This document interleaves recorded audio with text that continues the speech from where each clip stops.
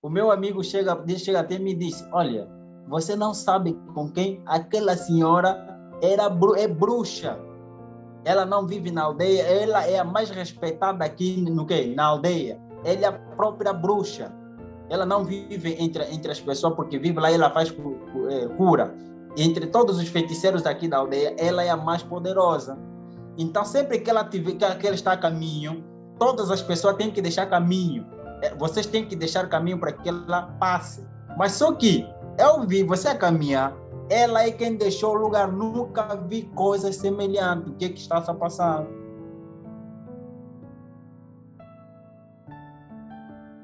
Já várias vezes muitas pessoas me perguntaram, me enviam mensagem, fulano, Gabriel, a minha mãe é assim, a minha irmã é assim, ele é assim, como é que eu posso lidar com eles? É o seguinte, a Bíblia diz o seguinte, Amós capítulo 3, versículo 3, dois andarão juntos se não estiverem de acordo? Não.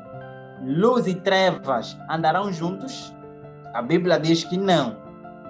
De acordo com 1 de Coríntios, Efésios, 1 de Coríntios, Efésios, capítulo 6, versículos 14 a 18. Ele diz, quando fala de uniões desiguais, ou que uma união desigual, ali ele menciona, agora, quando é questão de uma pessoa que convive comigo, esse caso não é meu. Caso de feitiçaria não é meu caso. Eu, como ser humano, está acima do que é meu. Ok, julgo desigual. Muito bem, obrigado. Obrigado, irmã Viviane Gomes. É julgo desigual, sim. O que acontece? Nesse sentido em que nós estamos ligados a Jesus Cristo.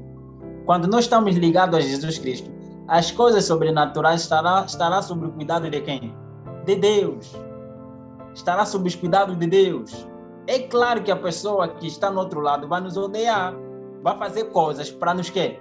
Para nos magoar, para nos entristecer, para nos afastar de Deus, para nos afastar da presença de Deus. Ele vai fazer tudo isso. Mas agora do nosso lado, o que Jesus nos ensina? Orai pelos vossos inimigos.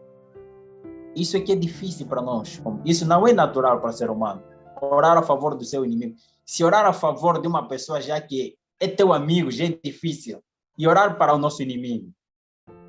Então, primeiramente, tira da tua consciência de que feiticeiro é teu inimigo. Ok? Tira da consciência de que a pessoa em si, ele não é teu inimigo. O teu inimigo, primeira instância, teu maior inimigo está dentro de você. O meu maior inimigo está dentro de mim. O orgulho, o egoísmo, a ira, o espírito de acepção de pessoa, de inveja, de ódio. Esses sentimentos são os meus primeiros inimigos. E a seguir, é a pessoa que está a utilizar ele, o ser que está a utilizar esta pessoa para fazer o quê? Para me machucar. Eu tenho que pensar além. Por isso que quando Estevão estava a ser apedrejado, ele diz assim, Pai, perdoa-lhes porque eles não sabem o que eles estão a fazer. Isso não é verdade. De uma forma lógica, a pessoa que estava a apedrejar já sabia o que estavam a fazer. Assim também, nós devemos ver, Estevão estava a ver aquelas pessoas não como seus inimigos, mas como um instrumento, era um instrumento que estava a ser utilizado pelos inimigos. Por isso a oração de Estevão salvou quem? Saulo, que se tornou Paulo. É nesse sentido, então, quando essas coisas estão a acontecer, o meu irmão é feiticeiro, a minha tia é feiticeira que vive comigo, eu tenho que orar a favor dele, para que Deus, que está comigo, manifeste o poder de que o que está com ele, o meu é maior do que o que está com ele. Uma vez eu vou contar uma experiência, aconteceu comigo, depois da minha conversão, eu fui obrigado para voltar novamente na província em que eu cresci. Agora para anunciar a vontade de Deus nas pessoas que ainda estavam lá que conheciam também a minha história e a minha família. Chegando lá, eu me lembro como se fosse ainda hoje essas experiências. Eu estava com meu amigo, fomos no campo, na lavra. Os brasileiros chamam, tem um nome que eles chamam campo, ok. Nós chamamos aqui no campo. Fomos à lavra, ok? Fomos na lavra, e ao regressar da lavra, estávamos a subir a montanha do rio. Assim que estávamos a subir, via uma senhora, uma velha. Eu estava no meu caminho a orar dentro de mim. Eu aprendi assim, a orar. Para mim, oração é como se fosse uma respiração. Quando não tenho nada, ninguém está a falar comigo, estou a andar, eu falo com Deus. Deus, começamos a falar com Deus o que estou a pensar, o que eu pretendo fazer, o que eu estou a fazer, o que estou a ver. Eu falo com ele como um amigo. Então eu a andar, o meu amigo estava atrás, que pertencia ao bairro, que conhecia o bairro, que conhecia as pessoas que viviam lá, porque ele cresceu ali. Então, nós ao subir para a aldeia, nesse caso, lá vinha uma senhora. Eu vi o meu amigo que estava atrás de mim, fugiu, saiu do caminho, atirou-se no quê? Fugindo no capim, para deixar aquela senhora. Só que ao caminhar, na minha inocência, a senhora foge do caminho em que estava e ela vai para o capim, me deixando assim caminho para que eu pudesse passar. E ela, depois de eu passar, a senhora também passar, o meu amigo chega até mim e diz: olha, você não sabe com quem aquela senhora é bruxa. Ela não vive na aldeia, ela é a mais respeitada aqui na aldeia. Ela é a própria bruxa.